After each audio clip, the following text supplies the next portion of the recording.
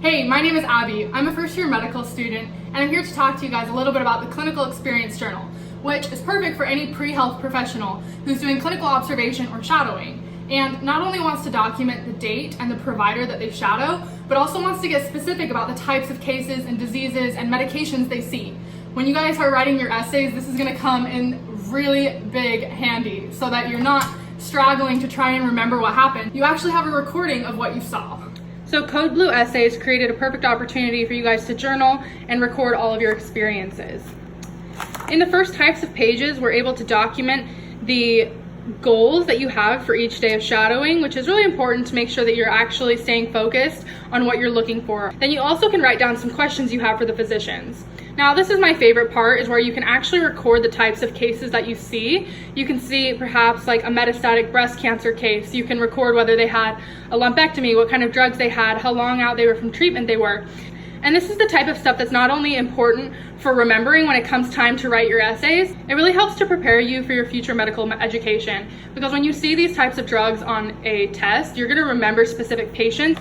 So the next section that we have is the experience summary. So this is really awesome because you can not only record the cases that you see, but you can also write down the provider, how many hours you shadowed them, whether you asked them for a letter of recommendation. It's also a great thing to write some notes about what you learned from each provider specifically. So when you are requesting a letter of recommendation, you can give specific examples of what you saw and what you learned while you were with them. And if you don't have this type of stuff recorded, then it's easy to forget and to let all the providers kind of mesh together. So I love that there's an opportunity to talk about the providers. This is another interesting section where I really, seriously, I wish I had this while I was a pre-med, because writing down the actual medications that you saw, the name, the class, and what they're used for is so useful for solidifying it in your long-term memory. I would love to have had this, and I'm super excited to use it in medical school so that I do get, a face to a medication. So it's not just this long pharmaceutical name, it's actually, oh, I remember that was Deborah and she was suffering from this disease. And then the next part is if you have like a longitudinal shadowing experience, you can write down what day of the week you were planning on shadowing what provider, your goals for the day, and what you're planning on studying each day.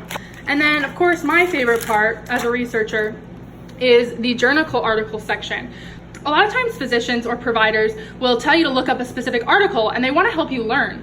But of course, you're not really supposed to be having your phone on you. So what I love about in this journal is that you can write down the specific journal articles that you're going to look up later, and then you can be more prepared for the next time that you shadow the physician. If you are really into being organized, you want to make your essays a lot easier, you want to be able to learn a lot better from your shadowing experience, so you're not just checking off hours, but you're actually getting what it feels like to be a healthcare provider, then I honestly think this is a great investment.